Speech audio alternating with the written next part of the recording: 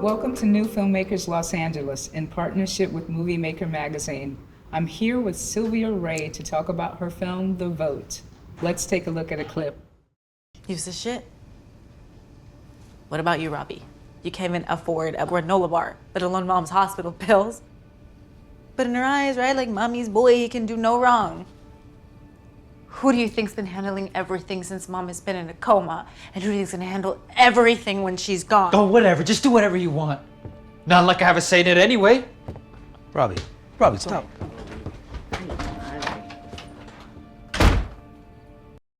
Sylvia, welcome. Thank you for being here with us. So tell me, what was the inspiration for you making this very poignant and heart-wrenching film? Oh, thank you. The Vote started off as like a really formidable memory that I had as a child. When my father was on life support and in a coma for over about a month, my family did come together and have a discussion about whether or not, like, what are the next steps? Do we pull the plug? Do we take him off of life support? Or do we keep him on? And it wasn't as dramatized as it is in the film, like with yelling and things like that. But it was really tense and emotional. And as a child, you can imagine just feeling everybody's energy in the room and how thick it was and how incredibly sad it was. Really stuck with me. How old were you? I believe I was like 10.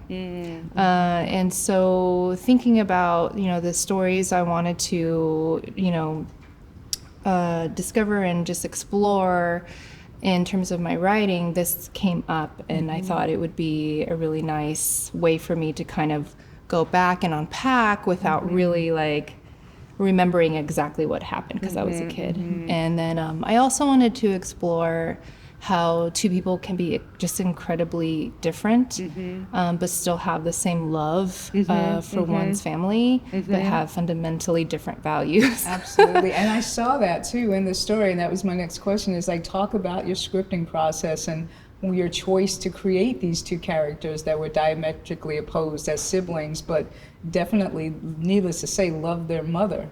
Yeah, and I think we all have these experiences with our family members or with our friends where we just like really don't see eye to eye on a fundamentally view, whether it's right or wrong to do something. However, we all may have the best intentions, and in certain situations, things aren't always so black and white. Right. So it was really fun for me to explore that, just based off of like some real personal relationships I have, while still being respectful from, the different viewpoints from each character. Right. And so talk about that as well. Were there any archetypes? Because, with different family members, you had the brother and sister and other family members. How did you go about choosing which character would represent what archetype or perspective? Talk about that a little. Yeah, that's interesting because as a woman, I do feel like, a lot of emotional labor, gets dumped on us, whether that be as a mother or as a sister or as a daughter. And so I very much feel that, whether it's not intentional, of course, with all the relationships that I have, it just happens. But I do see myself in both of these characters. I do as an artist, as someone who goes with my intuition. Like I feel like Robbie, the brother character, a lot, where I'm like, let's just be delusionally optimistic about life and everything's okay. But I also have this other side of me where it's like, we got to do things the right way and be very pragmatic. So in terms of like who is who, I do think both of these characters are versions of me, and versions of the people that I love. And I hope that we can see ourselves also in both of those characters, or the audience can. Anyway. Right, absolutely. And even in the other supporting, characters and the weight of their voices and perspectives. Yeah, exactly. As well. It was really important for me to have the family be diverse. and multicultural as my family is, and then also multi-generational. And so getting the viewpoint of the auntie and how she's basically speaking for her sister. She knows her so well. And then also having the viewpoints of the children who are, don't know what's happening, and, they understand something important is happening, but from their viewpoint, it's so innocent. Yeah, I thought that was really beautiful to have the children's point of view. That was very, very It's really beautiful. important to me because that was me, back in the day. Of course, Even though it was not from the child's perspective, the story, but it is like important for that texture to be there. Totally, and their perspective is so pure and so beautiful. Thank you. So talk about the production process. How did you put together your crew, and where did you shoot? Yeah, so this film, I wasn't expecting to make this film, but an opportunity came in the form of a grant through the Latino Film Institute, which I'm so grateful for. It was a wonderful experience. They chose about, I believe, 10 of us fellows to then develop our script further with the executives of the program, and on top of that, the executives from the people who provided the grant. And so that was a really new process for me to develop a script with quote unquote clients, even especially as it is so personal to me as well. But it was a really wonderful process in the pre-production stage, just getting the script to be as tight as it possibly, tight and intentional as it could be. And then from there, knowing that I knew my director of photography, Marisela Mendez, from a previous short that we just got off of. And that short was, I brought a few people on that were, we just had been rocking and rolling. So let's move it into this next short. Yeah. Bring your people with you. Absolutely. Yeah. My editor as well, Patrick, is also someone I brought on. But then in terms of what I found extremely helpful was my producing support with my producer, Andrea. And yeah, it was one of the rare times as a filmmaker you feel like taken care of, and you could really focus on the creative. And so I really am grateful for that experience and knowing how it can be different in different productions, and just knowing that's something that I want going forward. It's so important as a director because you can focus on the story, the creative. Absolutely. Yeah. And where did you shoot, and how long did it take you to shoot? I shot in my sister-in-law's house, which used to be my home. We purchased this home in Altadena together because we're just like Barstow kids with low-income families that this was the way we could actually own something, was if we put our minds together and do it together. And this was many years ago where we got this home. In 2022, I ended up moving a few blocks down in Altadena, and during the fires in January, they were both destroyed by the fire. Sorry.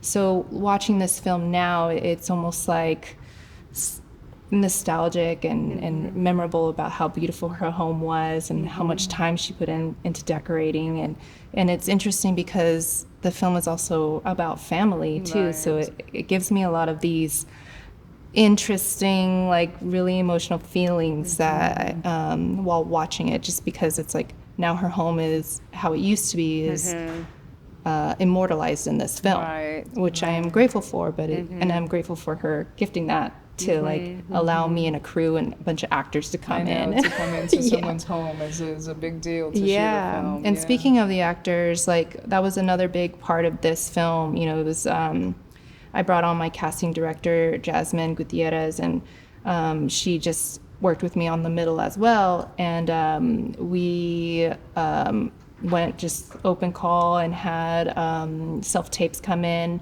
But with this one, it was really important for me to do chemistry reads. And then I landed with my two amazing lead actors who, without this film, without them, it wouldn't have worked. It's just purely off of performance. And as a filmmaker, I found that challenge to be really exciting because I didn't have bells and whistles to hide behind, in terms of camera moves and editing and things like that. It's a very this is about the performance and the conversation and the tension that these actors bring.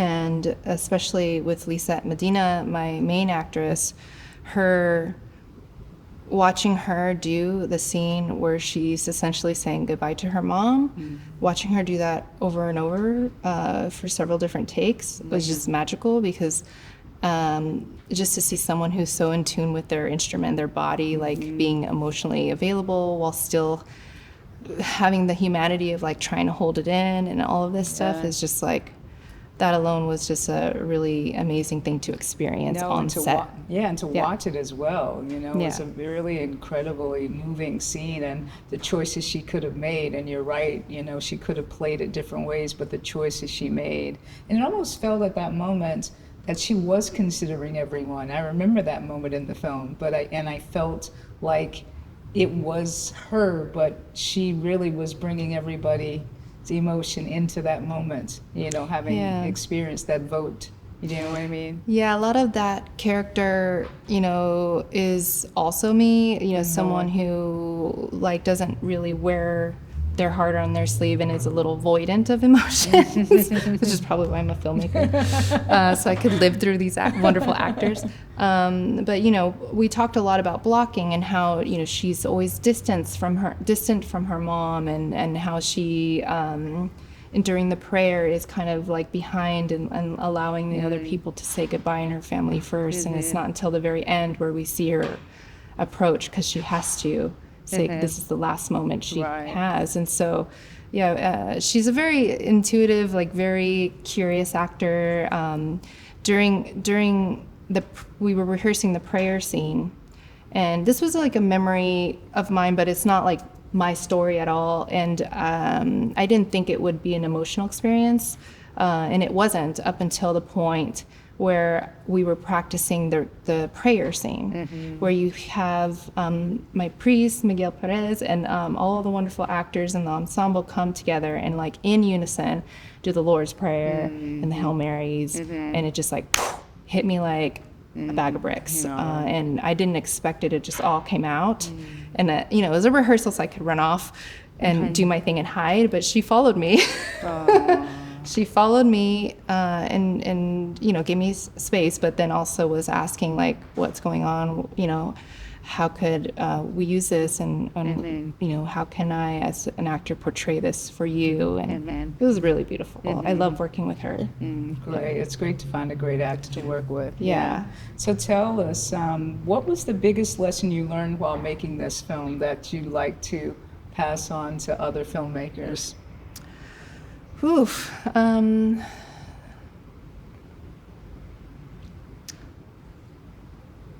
Trust your instincts. You know, as we as filmmakers, as we go on to bigger and bigger projects or different things, we'll have different people chiming in with their thoughts and ideas, and every thought and idea is valid to be considered, and to run through.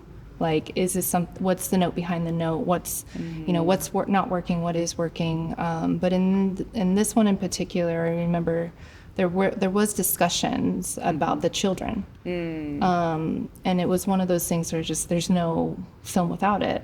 One, my blocking is all with them, and so it kind of ruins everything, the whole thing. But emotionally, I knew it was important for me to have them there, just for me as a person, let alone the film, you know. And so I stuck to it, and I adjusted things around it to make sure it worked better. And after the fact, I am really proud that I was able to, you know, stick to it and trust my instinct and know this is the film that I wanted to make. But yeah, I think definitely listen, take it in, process. But at the end of the day, you know, what's in your gut really matters. Right. Great advice. I think that's true with life and everything. That's true. That is true. Well, thank you for coming to talk to us today. Where can we follow you and find out about any upcoming projects you're doing, anything you're working on you want to tell us about, and where we'll learn about your future stuff? Sure, yeah. My website's sylviaray.com. Okay. And my Instagram is Sylvia Lynn. It's Sylvia with the B. That's the way my Okay. mom says it. And I am in post-production with a film independent project involved film. So I'm a directing fellow this year. Right on. And Congratulations. thank you so much. And it's a comedy. It's very different from The Vote, and I'm very excited about it. It's called Seaweed Snacks. So that will be doing its thing next year and the year after maybe. But I am also planning to shoot my first feature in February, which is The Middle, which the proof of concept was at NewFilmmakers LA last year and was Nice. nominated for Best Script. And so I'm very excited just to cut my teeth. I learned by doing, and I'm just kind of like skydiving with this feature. And I hope to learn a lot and make a good film. No, well, congratulations. Thank you. Congratulations on everything. Thank you so much. Thanks for having me here. No, you're welcome.